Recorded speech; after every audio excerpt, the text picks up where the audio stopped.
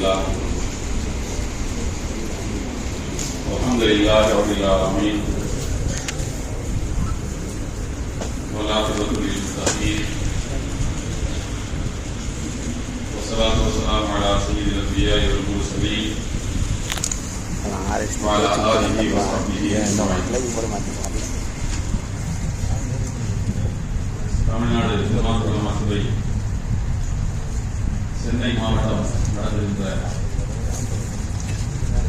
சிறப்பு வாய்ந்த இந்த திருக்குரான் மாநாட்டிற்கு தலைமை வகிக்கின்ற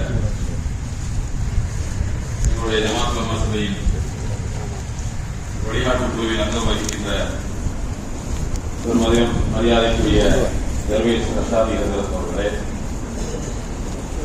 எனக்கு பின்னர் உரையாற்றவிருக்கின்ற மரியாதைக்குரிய இந்த வட்டாரத்தினுடைய தலைவர் அன்பு சகோதரர் மன்சூர் காஷிபி அவர்களே, மாவட்ட ஜமாத் உலமா சபையினுடைய செயலாளர், பொருளாளர், வட்டார நிர்வாகிகள், இன்னும் பல்வேறு பகுதிகளில் இருந்து வருகின்றிருக்கின்ற அன்பிற்குரிய உலமாக்கள், பெரியவர்கள், சகோதரர்கள், அன்பு தாய்மார்கள், நம் அனைவர் மீதும் அல்லாஹ்வுடைய பேரன்பும் அவருடைய பேரரும் அவருடைய வத்தாக்குவது கருணையும் என்றும் நிலவுமாக.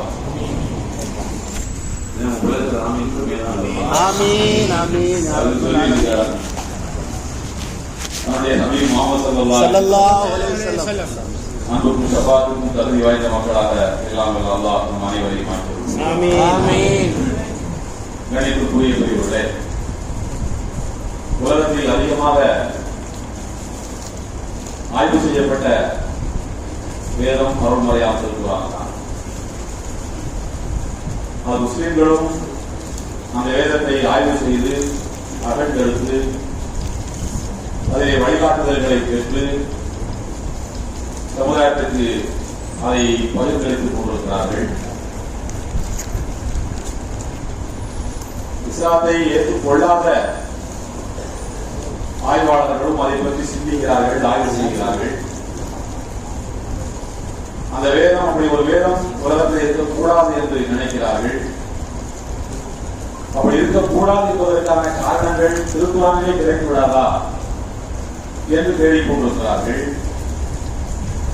அப்படி தேடியவர்கள் அது உலகத்தில் இருக்க வேண்டிய வேதம் தான், அது இருக்கக்கூடாத வேதம் அல்ல, இருந்தே தீர வேண்டிய வேதம் தான் என்று கண்டுபிடிக்கிறார்கள். பின்னர் இஸ்லாத்தை ஏற்றுக்கொள்கிறார்கள். காலந்தோறும் அப்படி ஏற்றுக்கொள்ளக்கூடிய எண்ணிக்கை பெருகிக் கொண்டே இருக்கிறது. அதை நாம் பார்த்துக் கொண்டே இருக்கிறோம். ஒரு காலத்திலே லியோபார்ட் அசத் என்று சொன்னால் இப்போது கேரி மில்லர், இப்படியாக பலரும் வந்து கொண்டே இருக்கிறார்கள். அப்படி ஆய்வு செய்யப்பட்ட அந்த கருத்துக்கள் முடிந்த அளவுக்கு பொது வெளியிலே மக்களின் பார்வைக்கு வராமல் பார்த்துக் கொள்கிறார்கள். அப்படி வந்துவிட்டால் அதனை தொடர்ந்து பலரும் அதை தழுவிக்கொள்ள வாய்ப்புகள் ஏற்பட்டுவிடும் என்று அஞ்சுகிறார்கள். நம்மை போன்றவர்களுக்கு இருக்கக்கூடிய கடமை என்னவென்றால் அப்படி மறைக்கப்பட்ட ஆய்வுகளை எல்லாம் வெளியே கொண்டு வருவதுதான். அப்படி கொண்டு வந்து அதை மக்கள் முன்னாலே சமர்ப்பித்து இந்த வேதத்தினுடைய வலிமையை எல்லோருக்கும் எடுத்துச் சொல்ல வேண்டிய கடமையை நிறைவேற்றக்கூடிய ஒரு பணியாக இந்த மாநாடுகள் நடைபெறுகின்றன. நம்முடைய சென்னை மாவட்டத்தை பொறுத்தளவில் இந்த மாநாடு பல ஆண்டுகளாக திருக்குரான் மாநாடு என்கிற பெயரிலேயே நடைபெற்று வருகிறது. அல்லாஹ்வுக்கு எல்லா புகழும். அன்புக்குரியவர்களே, திருக்குரானிலே என்ன இல்லை? அதில் இருக்கக்கூடிய எண் கணிதம் ஆய்வு செய்யப்பட்டிருக்கிறது. அதில் இருக்கக்கூடிய ஓசை நயம் ஆய்வு செய்யப்பட்டிருக்கிறது. அங்கே ஒரு வீடியோ சுற்றி கொண்டிருக்கிறது தமிழ்நாட்டில். கேரள மாநிலத்தை சார்ந்த ஒரு இசைவாணர், இசைத்துறையே புகழ்மிக்கவர், அவர் ஒரு யூடியூப் சேனலுக்கு பேட்டி கொடுக்கிறார். அந்த பேட்டியே திருக்குரானில் இருக்கக்கூடிய ஓசை நயத்தை அவர் சிலாகித்து பேசுகிறார். பேட்டி எடுப்பவர் திருக்குரானுக்கும் இசைக்கும் என்ன சம்பந்தம் இருக்கிறது என்று கேட்கிறார். ஏன் இல்லை, திருக்குரானிலே தான் உச்சபட்சமான இசை இருக்கிறது என்று சொல்கிறார். மலையாள மொழியிலே, மலையாள மொழி என்பது கொஞ்சம் தமிழ், தமிழை கொஞ்சம் பேசினால் மலையாளம் ரெண்டும் தெரியும். தமிழை கொஞ்சி பேசினால் அது மலையாளம். அந்த கொஞ்சிருந்த தமிழிலே அவர் மலையாளத்திலே சொல்லுகிறார், எந்த இல்லை திருக்குறாங்க இசை இல்லை என்று யார் சொன்னது என்று சொல்லிவிட்டு இதா துளசி ரத்தினா தூசி இருந்தாரா மலையாளத்தில் அப்படியே சொல்லிவிட்டு அது இசையுடைய பெயர்களை சொல்லுகிறார். அந்த ஒவ்வொரு உச்சரிப்புகளில் ஏற்ற இறக்கம் இதெல்லாம் இசைதான் என்று சொல்லுவார். திருக்குறானுடைய இசை நயத்தையும் தஃசீர்களிலே பேசுகிறார்கள். எனக்கு தெரிந்து விராலில் குரான் என்கிற தஃசீரில் திருக்குறானுடைய இசை நயத்தை பற்றி ஆய்வுகள் சொல்கிறார். தம்தம் அலையும் ரப்புஹும் பிதம்பிஹிம் ஃபஸவ்வாஹா வதுக்கத்தில் அர்து தக்கன் தக்கா என்பது. இந்த வார்த்தைகள் வேறு வார்த்தைகளை ஏன் இறைவன் பயன்படுத்தி இருக்க கூடாது? எளிய சொற்களை ஏன் இந்த வார்த்தைகளை பயன்படுத்தினார் என்றால், அங்கே கொடுக்கப்படுகின்ற தண்டனையை அந்த வார்த்தையிலிருந்தே மனிதன் புரிந்து கொள்ள வேண்டும் என்பதற்காகவே. அதேபோல எண்கணித முறைகள் ஆய்வு செய்யப்பட்டிருக்கின்றன. அன்றைய ஒரு தஃசீரை பார்த்தேன். துர்லட்சுமி 10வது அன்றைக்கு குர்பானி கொடுக்க வேண்டும். 11, 12 கொடுக்கலாம், கட்டின் முடிய வரைக்கும் கொடுக்கலாம். அல்லாஹ் எதை விரும்புகிறான்? துர்லட்சுமி 10வது அன்றைக்கு கொடுப்பதை விரும்புகிறான் என்பதை அவர் எப்படி சொல்லுகிறார் என்றால், திருக்குறானிலே ரே என்று முடியக்கூடிய சூறாக்கள், ரே என்ற எழுத்திலே முடியக்கூடிய சூறாக்கள் 10 சூறாக்கள் இருக்கின்றன. 10வது சூறா தான் அறுப்பதை பற்றி பேசுகிறது. அது முடியும் போது மன்னகரும் முடியுது. ஆகையினால 10வது அன்னைக்கு கொடுப்பது ஏற்றமானது. இப்படி தேட தேட தேட தேட தோண்ட தோண்ட புதையல்கள் கிடைத்துக் கொண்டே இருக்கின்றன. புகைவாசிகள் எத்தனை ஆண்டுகள் தங்கினார்கள்? 309 ஆண்டுகள் தங்கினார்கள். 300 ஆண்டு சூரிய கணக்கு, 9 ஆண்டு எக்ஸ்ட்ரா சேர்த்துக்கணும். சந்திர கணக்கு 100 வருஷத்துக்கு ஒரு 3 வருஷம் அதிகமாகும் என்ற கணக்கு. 309 ஆண்டுகள் புகைவாசிகள் புகையை தங்கினார்கள். அதுதான் சரியான கருத்து. இதை அல்லாஹ் தஆலா அந்த அத்தியாயத்தில் எண்கணித வித்தையை பயன்படுத்தி இதை சொல்லுகிறார். லபிஹு என்றால் தங்கினார்கள் அப்படின்னு அர்த்தம். லபிஹுனா தங்கினார்கள். சூரத்துல் கஹ்ஃப்ல லபிஹு என்று முதலாக இடம்பெறுகின்ற வசனம் 12வது சூரா. ثم بعثناهم لنعلم أي الحزبين أحصى لما لبثوا. அதான் முதல் லபிஹு. இரண்டாவது லபிஹு வலபிஹு ஃபீ கஹ்ஃபிஹிம் 300 சனீன். மூன்றாவது லபிஹு குலில்லாஹு அஅலமு பிமா லபிஹு. 3 தடவை லபிஹுங்கிற வார்த்தை. லபிஹுனா தங்கினாங்க அர்த்தம்.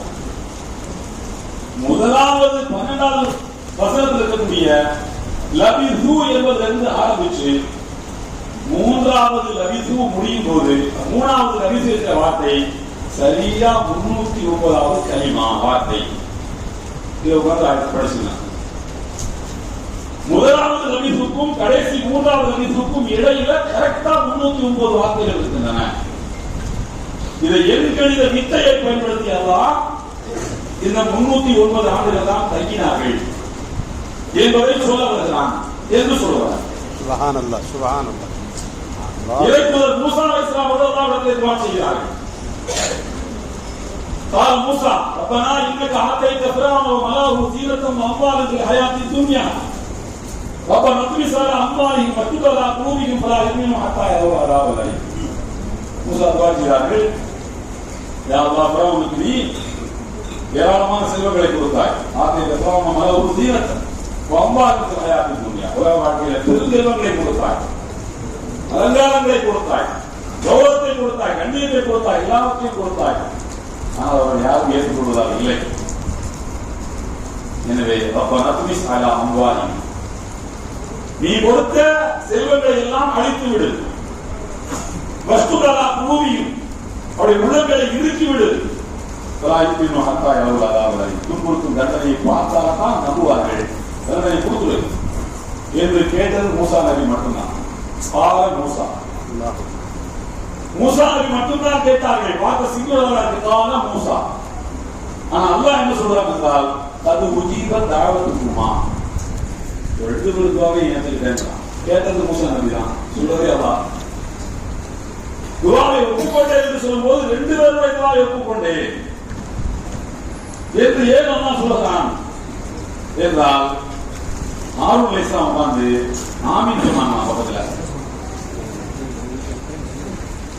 ஹாரூன் அலைஹிஸ்ஸலாம் அவர்கள் ஆமீன் சொன்னார்கள். இப்படி எல்லாம் திருக்குர்ஆனை கண்டுபிடிக்கிறார்கள். கண்டுபிடிக்க மனித சமுதாயத்தில் நேர்வழிகளை காட்டிக்கொண்டே இருக்கிறது. ஒரு இமாம் இன்னொரு இமாமுடைய வீட்டுக்கு போறார். அந்த இமாமுடைய வீட்டுல சந்திக்க போகும்போது திரைக்கு பின்னால் இருந்து ஒரு பெரிய குரல் கேட்குது. வயசான அம்மா குரல் கேட்குது. இந்த இமாம் கேட்கிறாரு, யாரு? எங்க அம்மா. உங்க அம்மா உங்களோட தான் இருக்காங்களா? நீங்க உங்க கூட தான் உங்க அம்மா இருக்காங்களா? உடனே இந்த இமாம் சொல்றாரு, தாத்துவன் ஒரு மரியாதைக்காக, இல்லைங்க எங்க உமா கூட தான் நான் இருக்கிறேன். எங்க உமா கூட நான் ஏன் கூட உமா இருக்காங்கன்னு நான் சொல்ல மாட்டேன். எங்க உமா கூட நான் இருக்கிறேன். அந்த அம்மா சரிக்கு சொல்றாங்க, மகனே என் மேல உள்ள பாசத்துல, என் மேல உள்ள மரியாதையில ஒரு ஒழுக்கத்துக்காக திருக்குர்ஆனுக்கு மாறாக பேசாதே, குர்ஆனுக்கு மாற்றமா பேசாதே சொல்றது ஒழுக்கம். நீ நினைக்கிற, ஆனா அது ஒழுங்கினோம், தப்பு சொல்லக்கூடாது. நான் தான் உங்ககிட்ட இருக்கிறேன். அது சொல்றேன், அப்படிதான் அல்லாஹ் சொல்றான். இமாம் தெரிச்சு போயிட்டார். அல்லாஹ் எப்படி குர்ஆன்ல கூட ஒழுக்கம் அப்படி சொல்லியிருக்க முடியும்? அந்த அம்மா அந்த சொல்றாங்க, குர்ஆனுடைய ஆயத்தை ஓதுறாங்க, இம்மா எபுலுவன்ன இந்தகல் கிபர், உன்னுடைய பெற்றோரில் இருவரோ அல்லது ஒருவரோ உன்னிடத்தில் இருக்கும் போது முதுமை அடைந்தார், நீ அவர்களிடத்தில் இருக்கும் போது அவர்கள் முதுமை அடைந்தார் இல்லை. தாயார் சொல்லுகிறார், நீ சின்ன பிள்ளையா இருக்கும் போது என்னிடத்தில் இருந்தாய், நீ பெரியவனான பிறகு நான் உன்னிடத்திலே வந்து விட்டேன், நீ என்னை பராமரிக்கிறாய். அல்லாஹ் சொல்ல வருவது என்னவென்றால், உன் பொறுப்பில் உன் தாய் இருக்கிறார், அதனால நீ பார்த்துக்கோ. நான் எங்குமா கூட நான் இருக்கிறேன் சொல்லி பொறுப்பை தட்டி வைக்காத. எங்குமா என்னை பார்த்துக்கிட்டு நீ சொல்லாத. நான் எங்க உமா கூட இருக்கேன்னு என்ன அர்த்தம்? உமா என்னை பார்த்துக்கிட்டு அர்த்தம். அப்படி சொல்லாத. அடுத்தப்பதான் ஒரு மனுஷன் சிந்திக்க ஆரம்பிப்பான். இந்த கல்கிபா, உன்னிடத்திலே உன் தாய் இருக்கா, இதுதான் அல்லாஹ் சொல்லுகிறார். இது பொறுப்பை அல்லாஹ் சுமத்துகிறார். நீதான் அவங்களை பார்த்துக்கணும். இன்னொரு தாய், ஒரு தந்தை பையன் மேல வச்சிருக்கிற பாசம் பெருசா, பையன் தந்தை மேல வச்சிருக்கிற பாசம் பெருசா என்று கேட்டால் அதையும் திருக்குர்ஆன் சொல்றது. என்னதான் இருந்தாலும் தந்தை புள்ள மேல வச்சிருக்கிற பாசம் தான் வலிமையானது, உறுதியானது. ஒரு பையன் பாப்பா மேல வச்சிருக்கிற பாசம் உறுதியாக இருக்கலாம். ஆனால் தந்தை புள்ள மேல வச்சிருக்கிற பாசம் தான் பெருசா இருக்கும் என்னைக்குமே. அது எப்படி ஆகும்? அதுவும் குர்ஆன்ல தான் இருக்கு. அது எங்க குர்ஆன்ல இருக்கு? இறைத்தூதர் யூசுப் அலைஹிஸ்ஸலாம் அவர்களும் அவருடைய சகோதரர்களுக்கும் இடையிலே ஒரு விதமான ஒரு பொறாமை உணர்ச்சி. இந்த சகோதரர்கள் மேல பொறாமப்படுறாங்க. அப்பா யூசுப் நபியை வாங்கிட்டு இருக்காரு, நம்மளை கவனிக்க மாட்டாரு, அவரை தூக்கி எங்கேயாவது போட்டாதான் நாம என்ன செய்ய முடியும், நம்முடைய தந்தைக்கு பாசத்தை பெற முடியும் என்று சகோதரர்கள் பேசிக் கொண்டார்கள். அல்லாஹ் சொல்றாங்க, தூக்கி போட்டாச்சு. யூசுப் நபி பாடநடத்தை தூக்கி போட்டாச்சு. ஒரு வணிக கூட்டம் அவளை கூப்பிடுது. எல்லாருக்கும் தெரியும், வணிக கூட்டம் வாங்குது, மனித சந்தையை விற்கிறார்கள். எகிப்து நாட்டில் போய் சேர்றாங்க. அங்கோட அமைச்சர் வாங்குறாரு, வீட்டில் வளர்றாங்க. அங்க ஒரு தப்பு நடக்கக்கூடிய ஒரு சூழ்நிலை வருது. தப்பு செய்யல, பாதுகாக்கப்பட்டாங்க, சிறைச்சாலைக்கு போயிட்டாங்க. பிஸியாவே இருக்காங்க அவங்களுடைய வாழ்க்கையில. பையன் பிஸியாவே இருக்காரு. அந்த வீட்டுக்கு போறது ஒரு ராஜோபசாரம், ஒரு அரண்மனை எப்படி இருக்கும், அந்த மாதிரி பிஸியாவே போயிட்டு இருக்கக்கூடிய வாழ்க்கை. சிறைச்சாலைக்கு போனால் அங்கேயும் பிஸியா இருக்காங்க. நம்மளுடைய விளக்கங்கிறது சிறை ஒழுக்கங்களை கற்றுக் கொடுக்கிறது பிஸியாவே போயிட்டு இருக்கு.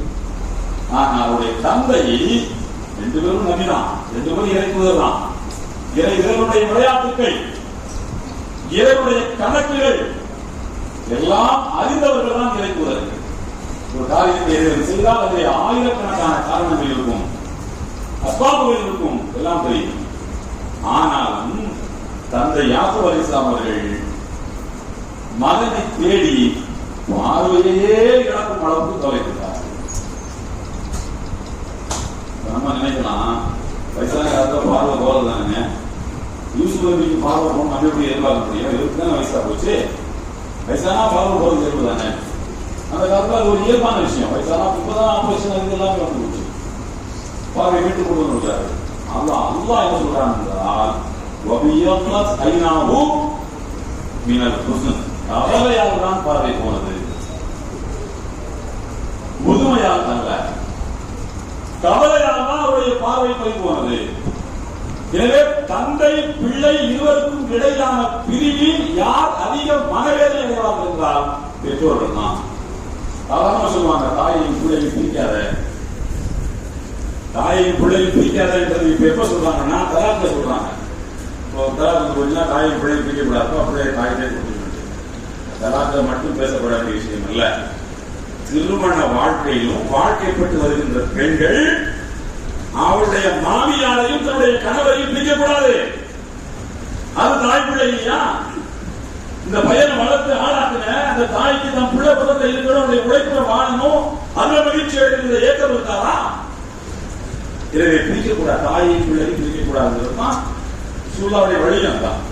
பிரித்தால் என்ன நடக்கும்னு கேட்டா, பையன் ஜாலியா இருப்பான், அவன் விதியாக இருப்பான், உழைக்க போவான், கடைக்கு போவான், கொண்டாடி கடையில் எடுத்துட்டு போவான், ஜாலியா இருப்பான். இந்த தாயினுடைய மன வேதனை அந்த ரொம்ப மாதிரி உள்ளத்தை அறுக்கும். இந்த வேதனை பிள்ளைய வாழ விடுமா? பிள்ளைய கஷ்டப்படுத்துமா படுத்தாதா? அவ வாயை பொறுத்து பொதுவா செய்யணும் அவசியம் இல்லைங்க.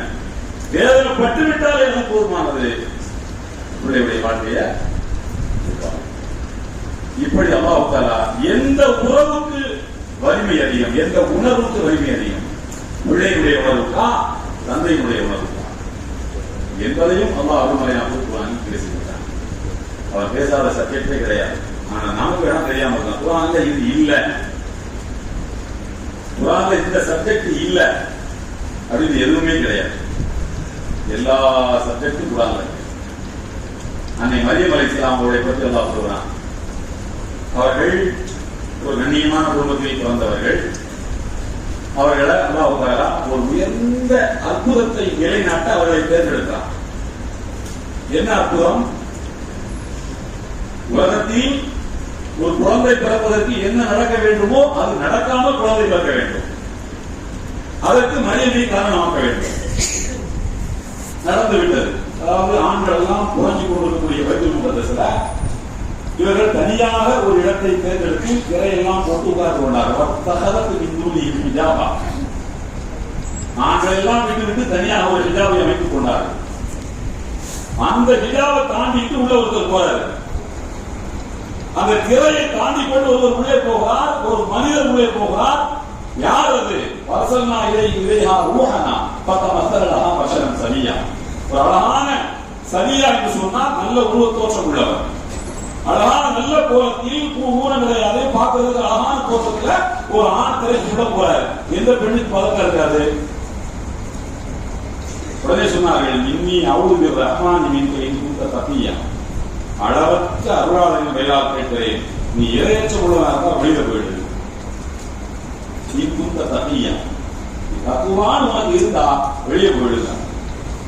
ரொம்ப தனியா பாருங்க, எப்படியா திரையை தாண்டி வர்றது? நாம சொன்னாங்க, நான் மனுஷன் இல்லாமா, எனக்கு சட்டம் கிடையாது, நான் மலக்கு. மலக்கு ஏது சட்டம்? மனுஷனுக்கு தான் சட்டம், மலக்கு ஏது சட்டம்? நான் மனுஷன் இல்ல, மலக்கு. சும்மா வரல, அல்லாஹ் அனுப்பித்தான் வந்தேன். அல்லாஹ் என்ன சொல்லி அனுப்பினான்? உங்களுக்கு ஒரு ஆண் குலத்தையை தர வேண்டும், அற்புதமாக தர வேண்டும். உங்க வயிற்றுல ஊருன்னு நல்லா சொல்லி அனுப்பினான். ஊரைத்தான் வந்திருக்கேன், அவங்க அபிப்பிராயத்தெல்லாம் கேட்க முடியாது. என் கட்டளை ஊரை வந்திருக்கு, அவங்க வீட்டுக்கு போக போறேன், எல்லாம் தெரிஞ்சு நடக்கும். அவர்கள் எனக்கு எப்படி இது சாத்தியமாகும், அது எப்படி ஆகும் கவலைப்பட்டார். அல்லாஹ் சொல்றான், மரியமே இது கவலைப்பட வேண்டிய நேரமா? சந்தோஷமா இருக்க வேண்டிய நேரம் இது. கவலை என்பது சராசரி பெண்களுக்கு. நீ யார்? வஸ்தபாக்கி வதஹரகி வஸ்தபாக்கி. ரெண்டு தடவை நான் உன்னை தேர்ந்தெடுத்தேன், உன்னை தூய்மைப்படுத்தினேன். ஐயத்து பெண்கள் அனைவரை விடவும் உன்னை நான் தேர்ந்தெடுத்தேன். இன்னைக்கு உலகத்தில் உள்ள எல்லா பெண்களை விடவும் நீதான் சிறந்த பெண். நான் உன்னை இந்த அற்புதத்தை நிலைநாட்ட தேர்ந்தெடுத்திருக்கிறேன். சந்தோஷமா இருக்கு என்று சொல்றான். எப்படி சந்தோஷமா இருக்க முடியும்? கவலைப்படாம எப்படி இருக்க முடியும்? அந்த அதோட முடிச்சுட்டான். அதுக்கு அடுத்து ஒரு கர்ப்பமா இருக்கிற பெண்ணு என்ன செய்யணுமோ அதை சொல்றாங்க. குலி பஷரபி வகர்வி ஐனா. 3 ரக்காத். குலி பஷரபி வகர்வி ஐனா. நல்லா சாப்பிடுமா. நமக்கு பாட்டி நல்லா சொல்லுவாங்க இல்லையா, குழந்தை 2 பேருக்கு சாப்பிடணுமா? எத்தனை பேருக்கு சாப்பிடணும்? 2 பேருக்கு சாப்பிடணுமா? நல்லா சாப்பிட. ஒரு புள்ள வருது, உனக்கும் சாப்பிடணும், உன் பிள்ளைக்கு சேர்த்து நீ சாப்பிடணும். அதுக்கேற்ற நல்ல சத்துமிக்க பானங்களை குடித்துக் கொள்ளும். குலி பஷரபி. அதற்கடுத்து என்ன சொல்றா? வகர்வி ஐனா. சந்தோஷமா இரு. வகர்வி ஐனா அப்படின்ற வார்த்தைக்கு அல்லாம இப்னு கைவல் சொல்றாரு. என்னன்னா ரசூலுல்லாஹ் சொல்றாங்க பாருங்க, எனக்கு உங்களுடைய உலகத்தில் 3 பிடிக்கும். உங்கள் உலகத்தில் வார்த்தையை வாங்கினோம். ஒப்பிவ இளைய மின் துன்யாக்கும். இந்த உலகத்துக்கு எனக்கு எந்த சம்பந்தம் இல்லை, அது உங்க உலகம். உங்கள் உலகத்தில் எனக்கு 3 பிடிக்கும். ஒன்று நறுமணம், இன்னொன்று என்னுடைய வாழ்க்கை துணைவிய மனைவிமார்கள் எனக்கு ரொம்ப பிடிக்கும். மனைவிமார்கள். மூன்றாவது தொழுகையில் கண் குளிர்ச்சி அடைவது. கண் குளிர்ச்சின்னா என்ன அர்த்தம்? அல்லாம இப்னு கைவல் சொல்றார்கள், கண் குளிர்ச்சினா அழுவது. அழுவது அர்த்தம் கண்ணீர் 2 வரையாது. ஒன்று சோகமாக அழுவது, இன்னொன்று மகிழ்ச்சியாக அழுவது. கவலைப்பட்டு அழுதால் கண்ணீர் சூடா வரும். கண்ணீர் எப்படி வருமா? இப்னு கைவல் பெரிய இருக்காங்க. அவங்க சொல்றாங்க, கவலைப்பட்டு கண்ணீர் வடித்தால் கண்ணீர் சூடா வரும், சந்தோஷமா கண்ணீர் வடிச்சா தண்ணீர் குளிர்ச்சியா இருக்கும். அதனால எவனாவது மனைவி ஊருக்கு போகுது அழுதுட்டு தான் வச்சுக்கிறேன் மட்டும் பார்த்தா தெரிஞ்சு போயிடும். தாய்மார்கள் கொஞ்சம் உஷாரா இருக்கணும் இல்ல. இப்ப இன்னொரு என்ன சொல்றாங்க, தொழுகையில் கண்குளிர்ச்சி அடைவது என்று ரசூலுல்லாஹ் சொன்னதுக்கு என்ன அர்த்தம்னா ஆனந்த கண்ணீர் வடிப்பான். அப்படியே ரசித்து ரசித்து ஆனந்த கண்ணீர் வடிப்பார். அதே மாதிரி அல்லாஹ் மரியம் அலைஹிஸ்ஸலாம் அவர்களுக்கு சொல்றான், நீ ஆனந்த கண்ணீர் வடிக்க வேண்டிய நேரம் இது. எதற்காக நீங்கள் ஆனந்த கண்ணீர் வடிக்க வேண்டும் என்றால் அல்லாஹ் உங்களை தேர்ந்தெடுத்திருக்கிறான். ஐயத்து பெண்கள் அனைவரை விடவும் அல்லாஹ் உங்களை தேர்ந்தெடுத்திருப்பதால் நீங்க சந்தோஷமாக. குழந்தை உண்டான பெண்கள் சந்தோஷமா இருக்கணும். குழந்தை உண்டாக்கக்கூடிய பெண்கள் எப்படி இருக்கணும்? கவலைப்படக்கூடாது, சந்தோஷமா தான் இருக்கணும். எப்படி சந்தோஷமா இருக்கிறது அப்படின்னு கேட்டோம். அதனாலதான் நம்ம தமிழ்நாட்டில் ஒரு கல்ச்சர் இருக்கு. இப்ப இல்ல, ரொம்பவே கல்ச்சர் இருக்கு. என்ன கேட்டா, குழந்தை உண்டாக்கணும் என்ன பண்ணுவாங்கன்னா தாய் வீட்டுக்கு அதிகமா அப்படி அனுப்பி விடுவாங்க. என்ன இருந்தாலும் தாய் வீட்டுக்கு போனாதான் அவளுக்கு ஒரு சந்தோஷம். தாய் வீட்டுக்கு போனாதான் ஒரு சந்தோஷம். புகுந்த வீட்டுல 1000 வசதிகள் நீங்க கொட்டி கொடுத்தாலும் அவன் ஞாபகம் எங்கதான் இருக்கும்? தாய் வீட்டுல அடிக்கடி போனா தாய் வீட்டுக்கு போன செஞ்சு கொடுப்பாங்க, நல்லா சாப்பிட்டு ஒரு சந்தோஷமா இருந்துருவாங்க. நாட்கள் நெருங்க நெருங்க என்ன பண்ணுவாங்கன்னு சொன்னா ஒரு தூரம் வளையல் போடுவாங்க. அவங்களுக்கு என்னென்னலாம் பிடிக்குமோ விதவிதமா சேர கொடுத்துறது, விதவிதமா வளையல் கொடுத்துறது, சந்தோஷமான ஒரு மனநிலையிலேயே அவளை வச்சிருக்கணும். வச்சிருந்தாதான் குழந்தைக்கு அது நல்லது. தாய் சந்தோஷமான மனநிலையில இருக்கும். ஆனா இன்னைக்கு அந்த வளராப்பா வளராப்பூர் 1008 சீர்கள் என்னெல்லாமோ சொல்லி அந்த பிள்ளைய அதை சொல்லி இதை சொல்லி குறைய வச்சு மனசை கஷ்டப்படுத்தி கண்ணி குடிக்க வச்சு ஒரு மாதிரி ஆக்கி அனுப்பி விட்டுருவாங்க. பேஜாராக்கி அது குழந்தைகளுடைய சிந்தனை ஓட்டத்தை பாதிக்கும். இதை அல்லாஹ் தஆலா மரியம் அலைஹிஸ்ஸலாம் அவர்களுக்கே சொல்லுகிறான், நீங்க சந்தோஷமா தான் இருக்கணும். எப்படிப்பட்ட மரியம் அலைஹிஸ்ஸலாம்? அவருடைய கற்புகளின் மீது அணுகுண்டுகளை அழிப்பது ஒரு வார்த்தை சொல்லியிருக்கார்கள். உனக்கு என்ன கேடு? உங்க அப்பா நல்லா ஆளாச்ச, மாக்கான் அபூக்கின்ற அசவு, மாக்கான் உம்மிக்கு வழியா, உங்க அம்மா நல்ல முறையாச்ச, கண்ணியமான குடும்பமாச்ச, நீயா எவ்வளவு பெரிய பாவத்தை செய்து வந்தாய் என்று கேட்டா எப்படி இருக்கும்? எப்படி எந்த பெண்ணுக்கு தாங்க முடியுமா? அந்த வார்த்தையை கேட்டு விட்டு அல்லாஹ் சொல்றான், நீ எதுவும் பேசாத.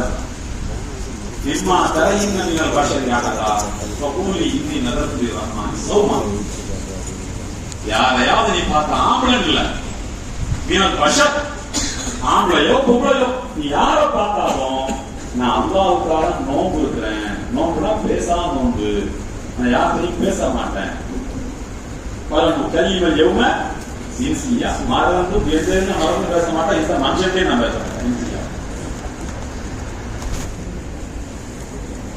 அதன் பிறகு அல்லாஹ் மரியம் அலைஹிஸ்ஸலாம் இன்னொன்னு சொல்லலாம். கர்ப்பமாக இருக்கக்கூடிய பெண்கள் கவனிக்க வேண்டிய விஷயம் என்னன்னா, நீங்க உங்க சொந்த வேலைகளையாவது நீங்க செய்யணும். அம்மா வீட்டுக்கு போய் எதை கொண்டு வா எதை கொண்டு வா நீங்களே வாங்கி வாங்கி வாங்கி சாப்பிட்டு வீட்டுக்கு கிடைக்கிற பிள்ளை வச்சு முடியாது, பெற முடியாத அளவுக்கு பிள்ளையும் வீங்கி போயிடும், நீங்களும் வீங்கி போயிடுவீங்க தாய்மார்கள். அல்லாஹ் சொல்றான் மரியம் அலைஹிஸ்ஸலாமுக்கு, நீ எந்திரிச்சு போய் என்ன பண்ண, அந்த மரத்தை பிடிச்சி உழுக்கு போகவே நீ பண்ணுமா, உளுத்தி இவைக்கு விஜய் நாக்கலாம் புடிச்சு நீ உழுக்கு பக்கம் இழுத்து உழுக்கு, அவன் சொந்த வேலையை நீ பண்ணு, அதான் உடம்புக்கு நல்லது. ஒரு கர்ப்ப காலத்தில் இருக்க வேண்டிய ஒரு பெண்ணு என்னவெல்லாம் செய்ய வேண்டும் என்பதை திருக்குறான் பேசியிருக்கிறது. இந்த கோணத்தில் இன்றைக்கு ஆய்வுகளை செய்து கொண்டே இருக்கிறார்கள். அதனாலதான் இதை போல ஆய்வு செய்யப்பட்ட வேத உலகத்தை எதுவுமே கிடையாது. எல்லா ஆய்வுகளுக்கும் ஈடு கொடுத்து நிற்கிறது பாருங்க. அதான் என்னுடைய பியூட்டி, என்னுடைய அழகு என்னன்னா, எந்த துறை சார்ந்த வல்லுநர் வந்து இதை நோண்டினாலும் ஆய்வு செய்தாலும் மகட்டெடுத்தாலும் அவனே வியந்து போகும் அளவுக்கு ஆச்சரியமான தகவல்களை அவனிடத்தில் கொட்டி அவனை வியப்புக்குள்ளாக்கி அவனை திகைப்புக்குள்ளாக்கி நீ ஒரு முட்டாள் என்று அவனை சொல்லிவிட்டு நான் தான் இந்த உலகத்தில் அறிவுசார் வேதம் என்று நிரூபித்து விட்டு கம்பீரமா நிற்கும். அதனாலதான் அல்லாஹ் சொல்றான், இந்த மாதிரி ஒரு வேதத்தை ஒரு நாள் கொண்டு வரவே முடியாது,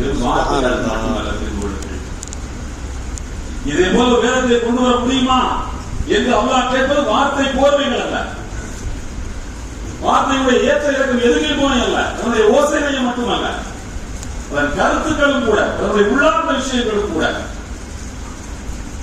இதை போல இன்னொரு வேதம் சொல்லியிருக்கவே முடியாது. நம்முடைய வீட்டில் இந்த வேதத்தை எப்படி காப்பாற்றிக் கொண்டிருக்கிறார்கள் தெரியுமா? நாம் நமக்கு ஒரு பெருமை உண்டு, நம்முடைய பெருமையை பெருமையாக சொல்லி நாம் பெருமிதப்பட வேண்டும். நமக்கு ஒரு பெருமை இருக்கிறது. உலகத்தில் எவருமே செய்யாத ஒரு வேலையை நாம் செய்து கொண்டிருக்கிறோம். என்னவென்றால், எவ்வளவு பெரிய விஞ்ஞானங்கள் காட்டாற்று வெள்ளம் போல புறப்பட்டு வந்தாலும், வேதம் தப்பு என்று சொன்னாலும், நீ தப்பு எல்லாரும் புள்ளிய கூட மாற்ற மாட்டாங்க. தப்புனா நீ கதறிக்கிட்டே இரு, 10 வருஷம் கழிச்சு தான் முன்னாடி சொல்ல போற கதறு, நல்லா கதறு. எங்க வேதத்தில் ஒரு புள்ளியை கூட மாற்ற மாட்டோம் என்று உறுதியோடு நிலைத்திருக்கிறோம் அல்லவா? இந்த சமுதாயத்தை அல்லாஹ் கைவிட மாட்டான். நமக்குள்ள பெருமை தான் சொல்றாரு. வேதத்தை இந்த சமுதாயம் பற்றி பிடித்திருக்கும் காலமெல்லாம் இந்த சமுதாயத்துக்கு இழிவில்லை. உமரதியெல்லாம் சொல்வார்கள், இந்த வேதத்தை தந்து அல்லாஹ் நம்மை கண்ணியப்படுத்தினான், நான் எங்கு போய் வேறொரு கண்ணியத்தை தேடுவேன் என்று கேட்டார். நான் வேற இடத்துல எப்படியா கண்ணியத்தை தேடுவேன்? இந்த வேதத்தை தந்துதான் அல்லாஹ் எங்களை கண்ணியப்படுத்தினான், வேற எங்கே நான் கண்ணியத்தை தேட முடியும் என்று கேட்டார். எனவே நமக்கு இந்த வேதம் ஒரு மிகப்பெரிய பாக்கியம். நல்ல இடங்களையும் சொல்றேன். மூசா நபி முஹர்ரம் மாதத்தினுடைய 10வது நாள் ஒரு நாள் நோன்பு வைத்தார்.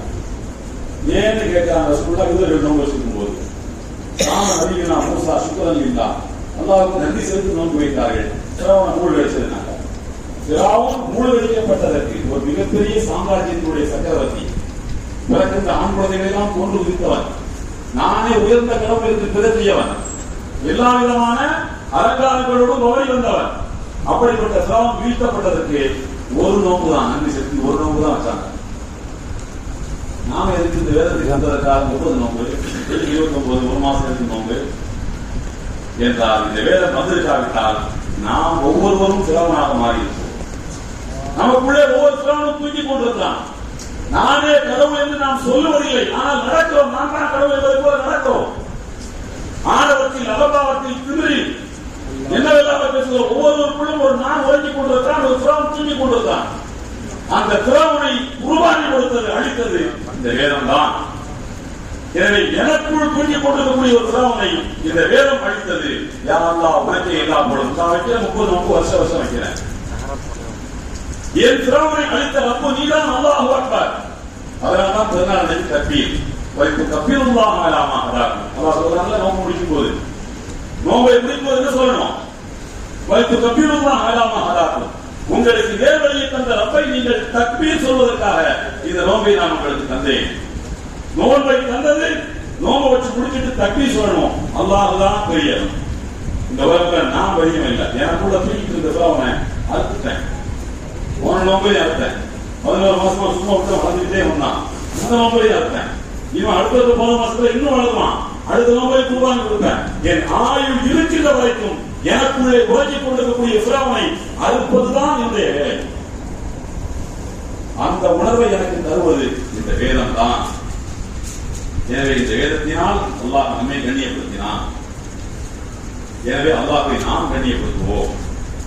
இந்த வேதம் நேர்வழியை நமக்கு தந்தது என்று சொன்னால், நேர்வழி என்பது தொழுகை, இபாதத்து, வணக்க வழிபாடுகளுக்கு நேர்வழியை தந்தது. அதே நேரத்தில் விஞ்ஞான ஆய்வுகளுக்கும் விஞ்ஞானிகளுக்கும் இது நேர்வழியை காட்டிக் கொண்டே தான் இருக்கிறது. தப்பான முடிவை எடுக்க விடாம நல்ல விஞ்ஞானிகளை ஏற்படுத்திக் கொண்டே இருக்கிறது. நல்ல ஆய்வாளர்களை இது ஏற்படுத்திக் கொண்டே இருக்கிறது. குடும்பவியலை பற்றி சொல்றது 20 சூறாக்கள்ல அல்லாஹ் குடும்பவியலை சொல்றான். உலகத்தை எந்த இடத்துலையும் இவ்வளவு தூரம் சொன்னதில்லை. 20 சூறாக்கள்ல சொல்றான். ஒரு நிசால இருக்கு, மாய்தால இருக்கு, முத்தைனால இருக்கு, தலாத்துல இருக்கு, 20 சூறாக்கள். அதே போல இறைத்தூதர் மூசா அலைஹிஸ்ஸலாம் அவர்களை பற்றி, மூசாவுக்கும் ஃபிரௌனுக்கும் நடந்த விஷயங்கள் 27 சூறாக்கள் இருக்கு. 27 சூறாக்கள்ல மூசாவுக்கு ஃபிரௌனுக்கு இடையில் நடந்த அந்த ஹிவார், அந்த வாக்குவாதம் இருக்கு. ஒன்னொன்னு ஒவ்வொரு டைமென்ஷன்ல, ஒவ்வொரு கோணத்துல அல்லாஹ் சொல்றான். ஒவ்வொரு கோணத்துல இன்னைக்கு ஓதப்பட்ட சூரத்துல் ஜும்மா இருக்கு பாருங்க. சூரத்துல் ஜும்மா இறக்கி விடப்பட்ட பின்னணி நீங்க பாத்தீங்கன்னா, ரசூலுல்லாஹ் வெள்ளிக்கிழமை குத்வா வைக்கிறாங்க. சஹாபாக்கள் கூட இறங்கி வழிக்கு இந்தியாவின் கலிஃபா ரலியல்லாஹு அன்ஹு அவர்கள் சிரியாவுல போய் பிசினஸ் பண்ணிட்டு லாபத்தோட வந்து இறங்கிருக்காங்க. லாபத்தோட வந்து இறங்குன்னு சொன்னா, மதீனாவுக்கு ஏதாவது செல்வங்கள் வந்து குவிந்து விட்டால் இந்த தொபல்னு சொல்லுவாங்க. தபேலா இல்லையா? தபல் தான் தமிழ்ல தபேலான இருக்கு. அந்த தபேலான 2 பக்கமும் அந்த தோல்ல செஞ்சு வச்சிருக்கும் அடிக்கிற தபேலா. இந்த தபேலா தருவாங்க. கல்யாணத்துக்கு வேற மாதிரி சவுண்டு, தஃபு. கல்யாணத்துக்கு தஃபு தான். இந்த பிசினஸ் மாதிரி லாபம் வந்துச்சுன்னா தபேலா அடிக்கிறது. இந்த சத்தம் கேட்ட உடனே ரசூலுல்லாஹ் ரொம்ப வரைக்கும் வேலை பண்ணிட்டு இருக்காங்க. எல்லாரும் அங்க போயிட்டாங்க. செல்வம் வந்துருச்சு, செல்வம் வந்துருச்சு. பாவம், கஷ்டம், வறுமை. நம்ம எல்லாத்தையும் வச்சுக்கிட்டு மேல வேலை இருக்கல. இல்ல பாவம், நம்மளுக்கு அப்புறம் தான் தெரியும். போயிட்டாங்க. ஒரு 12 சஹாபாக்கள் வந்து ரசூலுல்லாஹ் முன்னால இருந்தாங்க. ரசூலுல்லாஹி ஸல்லல்லாஹு அலைஹி அடைந்த மனவேதனைக்கு அளவே கிடையாது. ஒரு சமுதாயத்தை அப்படியே கட்டி காப்பாற்றி உருவாக்கி அப்படி கொண்டு வந்துட்டு இருக்கும்போது இந்த வறுமை, கஷ்டம் இதெல்லாம் வந்து இந்த அடிப்படையே அறிக்கைக்கு வந்தீங்களா?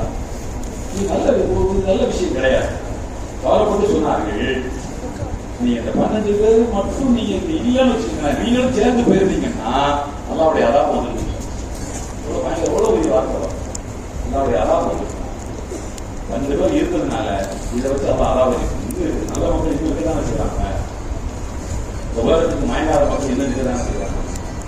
அதை பற்றி அல்லாஹ் சொல்லிருக்கிற போது என்ன சொல்றான் தெரியுமா? அந்த வேதத்துல ரொம்ப, அதாவது ரொம்ப நுட்பமான ஒரு சிந்தனை தூண்டல். ஒவ்வொருத்தங்களுக்கும் ஒவ்வொரு விதமான லாங்குவேஜ் இருக்கும். லாங்குவேஜ் ஸ்டைல், ஒரு தர்வேஷ் தேசத்துடைய ஸ்டைல் வேற மாதிரி இருக்கும்.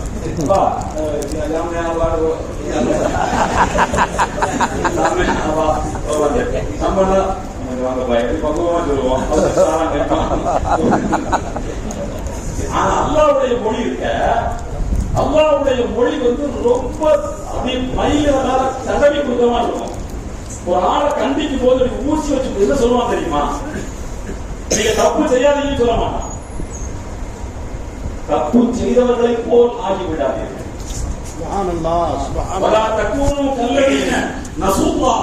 அல்லாஹ்வை மறந்தவர்களை போல் நீங்கள் ஆகிவிடாதீர்கள். இந்த வார்த்தை யார் சொல்லுங்க? வேதம் சுமந்த கழுதை போல் நீங்கள் ஆகிவிடாதீர்கள்.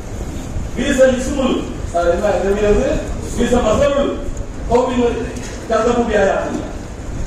அதாவது உங்களுக்கு நான் வேதத்தை கொடுத்துருக்கேன், அதுல நேர்வழி இருக்கு. அதுல உள்ள நேர்வழிகளை பிச்சு பிச்சு அலசி ஆராய்ந்து ஒரு இறைத்துவ விளையாட்டு கொண்டு வந்தார். அங்கிருந்து கொஞ்சம் உலகத்தில் செல்வம் வருது, எல்லாரும் எந்திரிச்சு போனா என்ன அர்த்தம்? இப்படித்தான் ஒரு கூட்டம் உங்களுக்கு முன்னர் உலகத்தை வாழ்ந்தார்கள். தௌராத் வேதத்தை நான் கொடுத்தேன். அவர்கள் இருப்பது தௌராத் என்று தெரியாமல் கழுதை பொதி மூட்டை சுமப்பதை போல பொதி மூட்டையில் என்ன உப்பு இருந்தாங்கன்னா, வைரக்கல் இருந்தாங்கன்னா, பஞ்சு மூட்டை இருந்தாங்கன்னா, அரிசி இருந்தாங்கன்னா, மாவு இருந்தாங்கன்னா, கழுதை கரைப்பட்டி கவலை இல்லை. அதுக்கு தெரிஞ்சது ஒரு பொதி, அவ்வளவுதான், ஒரு சுமை, அவ்வளவுதான். அதே போல உங்களுக்கு வேதத்தை ஆய்வு செய்து தருகின்ற அரசர் சோழர்கள் கூட அந்த ஆய்வு வருவார். உண்மை எதை படிக்க தெரியாத சமுதாயத்தில் திருத்துவரை நாம் அனுப்பி வைத்தோம். அந்த வேதத்தை உங்களுக்கு கிடைக்க சொன்னார், நிக்கமத்தை கற்றுக் கொடுத்தார். நான் இதெல்லாம் உங்களுக்கு சொல்லிட்டு இருக்கும் போது என்னங்க தப்பு இல்லையாது, வேத நிபந்த கருத மாதிரி இல்லையாது. அதாவது வேத நிபந்த கருத மாதிரி இல்லையா கூட கேட்கல. அவன் கதைய, அந்த யூதனுடைய கதைய 2 ஆயத்தை அப்படி சொல்லிட்டு அடுத்து யா யுவல்லதி நாமனும் அப்படின்னு வந்தான். இப்ப என்ன அர்த்தம்? அந்த சூறா சும்மா எதுக்கு இந்த வேத நிபந்த கருத கதையெல்லாம் ஏன் சொல்லணுமா? ஐயோ அதான் நம்ம எல்லா வேத நிபந்த கதையும் சொல்லலாம். இந்த ஊசு வச்சு குத்துறது இருக்கு பாருங்க. இப்படி ஒரு குத்துவதே அந்த காலத்தை வாழ்ந்த முஸ்லிம்களுக்கு போதுமாக இருந்தது. இதுதான் இறைவனுடைய மொழி நடை, இதுதான் இறைவனுடைய பேசுகின்ற ஸ்டைல். அவனுடைய மொழி ஸ்டைல் இப்படிதான், அவனுடைய லாங்குவேஜ் இப்படிதான் இருக்கும். இந்த லாங்குவேஜ் புரியாம திருக்குறானை நீங்கள் 1000 முறை படித்தார்கள் தான் அது உங்களுக்கு ஏதோ ஒரு கலை புத்தகமாக தான் தெரியும். எனவே அந்த மொழி நடையை உணர்ந்து நீங்கள் அதை வாசிக்க வேண்டும் என்று கேட்டு இந்த வாய்ப்பளித்த மாவட்ட ஜமாத் நன்றியை தெரிவித்து நிறைவு செய்கிறேன்.